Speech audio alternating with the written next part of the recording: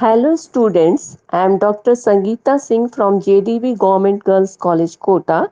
I am going to teach you General English for BSc Part 1. Today we are going to study voice.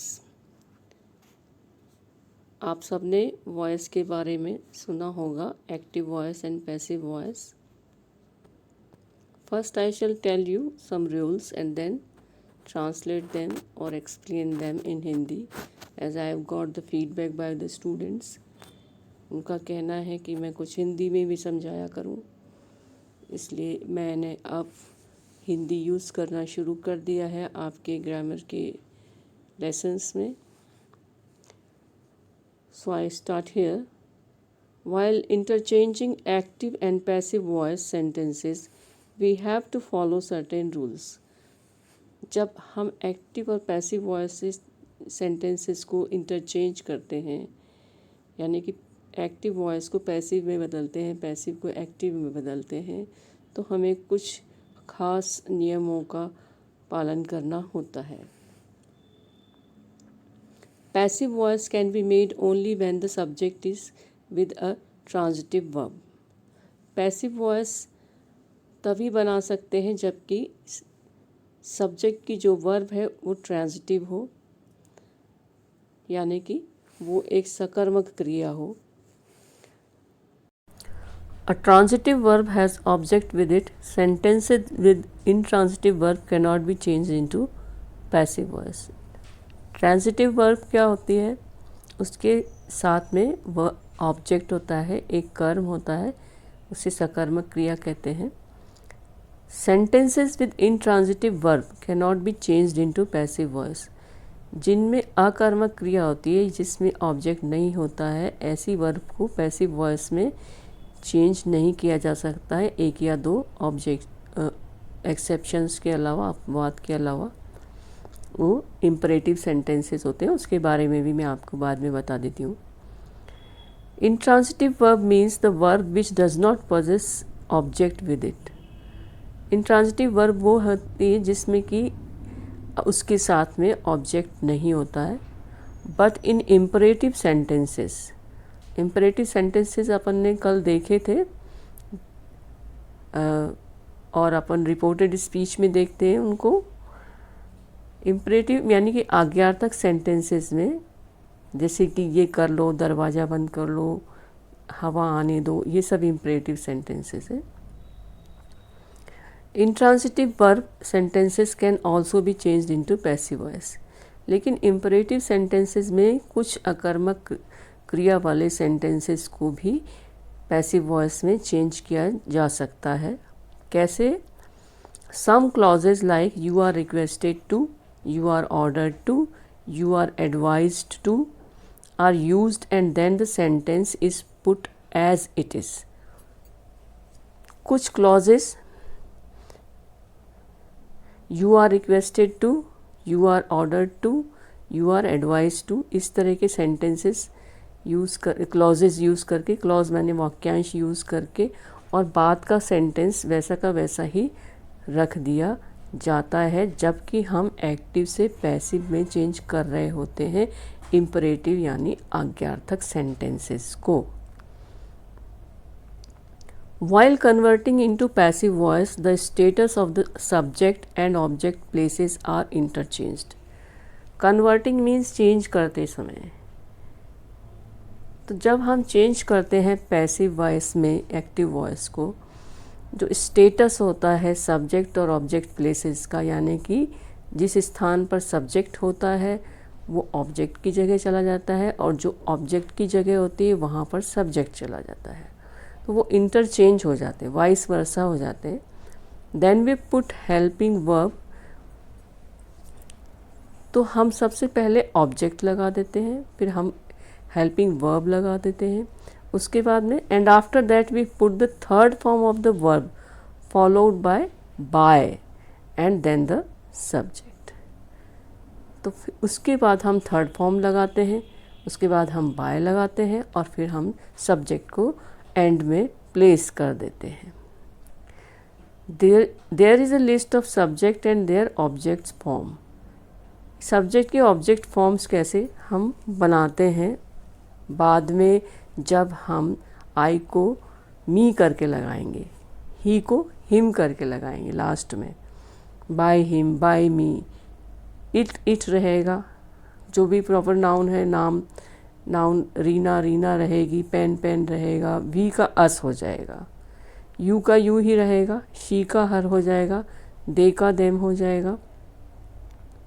Example देखिए आप, active voice Ram eats mango, passive voice में mango is eaten by Ram.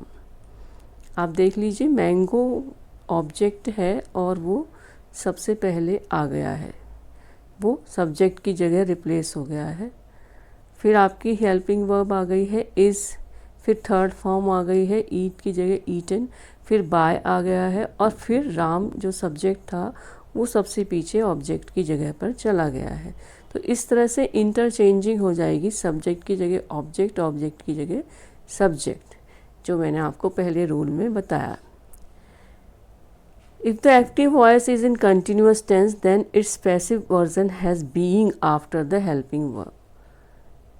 अगर आपकी active voice में continuous tense है, continuous tense की active voice है, then it's passive version, तब इसको पैसिव बनाते समय has being after the helping verb, तो हम उसमें बीइंग लगाते हैं हेल्पिंग वर्ब के बाद में, लाइक दिस। ये एग्जाम्पल देखें आप, पहले object plus helping verb plus being plus third form of the verb plus by plus subject. तो ये आप फॉर्मूला उसका देखिए कि किस तरह से हम चेंज कर रहे हैं कंटिन्यूस टेंस को पैसिव वॉइस में, और इसको फॉलो कीजिए। Now we will take the help of this table for explaining the verb to be forms for using in converting the passive voice sentences. Passive voice sentences को active voice sentences को passive voice में convert करने के लिए जो भी हमें verb to be चाहिए होते, वर्ब टू बी मैंने आपको एक बार बताए थे, is, am, are, was, were, to be form है ये वर्ब की। तो इनके किस तरह से टेंसेस में चेंज होते हैं ये आप इस टेबल के थ्रू देखिए। इसमें फर्स्ट कॉलम में प्रेजेंट टेंस है, इज एम आर लिखा हुआ है इंडेफिनिट में।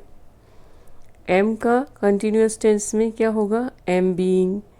परफेक्ट में हैज़ बीन। इज का इज बीइंग और परफेक्ट में हैव बीन। आर का आर बीइंग और हैव बीन।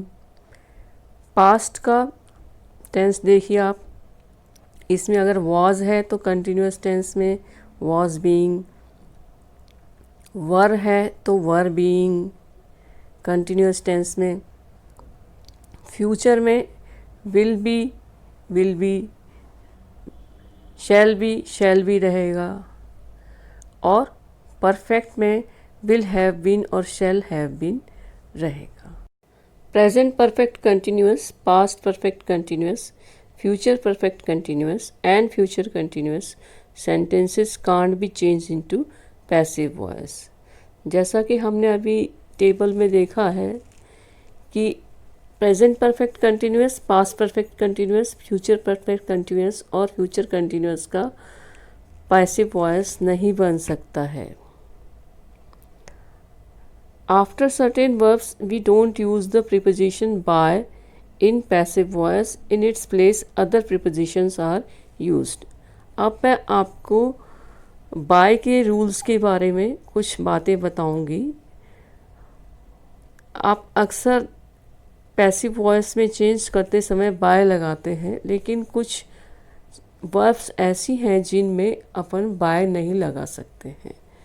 उनमें दूसरी प्रीपोजिशंस यूज़ होती हैं उन वर्ब्स के साथ में। Surprised, astonished, disappointed, depressed, displeased, alarmed are followed by at instead of bye.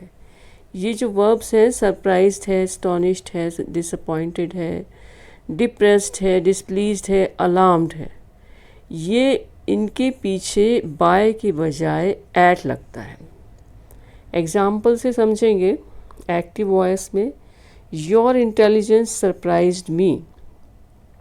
Passive voice में I was surprised at your intelligence. तो आप देख रहे हैं I was surprised at your intelligence, we are not using I was surprised by your intelligence. What we are replacing here? At. His success astonished us. कैसे change होगा? We were astonished at his success. Passive voice ये बनेगी at his success बजाय कि by his success. by नहीं लगेगा, at लगेगा यहाँ पर, क्योंकि एस्टॉनिश्ड के बाद एट लगता है हमेशा। आफ्टर नोन एंड ऑब्लाइज्ड, मैंने ये इटैलिक्स में टाइप किए हैं इसीलिए। ये नोन के बाद में और ऑब्लाइज्ड के बाद में we use to instead of by. हम टू का प्रयोग करते हैं इंस्टेड ऑफ बाय का मतलब बाय की जगह या बाय के बजाय। Examples of active to passive voice. Everybody knows Gandhi ji. अपन कैसे पैसिव बनाएंगे? Gandhi ji is known to everybody. Known के बाद में टू लगेगा। He will oblige me. I shall be oblige to him. यहाँ हम देख रहे हैं कि हम ऑब्लाइज्ड बाय यूज़ नहीं कर रहे हैं, obliged to him. We always use to after oblige. Certain verbs like pleased, satisfied, disgusted, charmed, thronged and lined are followed by with instead of by. कुछ verbs ऐसी हैं जो कि pleased है, satisfied है, disgusted है, charmed है, thronged है, lined है, इनमें by की जगह with लगता है। जैसे कि pleased with, satisfied with, disgusted with, charmed with, lined with. Here are some examples. Active voice, my behavior pleased him. Passive voice, he was pleased with my behavior. We move forward to contained and interested. अब दो verbs और हैं, contained and interested. So after contained and interested, preposition in is used instead of by. इनको मैंने italics में इसीलिए type किया है कि ये बाय की जगह प्रयोग हो रही है। Examples are active voice, this box contains many beautiful things. Now the passive voice of this sentence will be many beautiful things are contained in this box. Active voice, here's another example for you. This case interests the lawyers. Passive voice, the lawyers are interested in this case. आप देख रहे हैं कि interest के बाद में इन लग रहा है और कंटेंट के बाद में भी इन लग रहा है, जैसा कि हम ऊपर वाले रूल में देख रहे हैं। We use some prepositions with intransitive verbs while changing active voice into passive. For example, the mob laughed at the clown.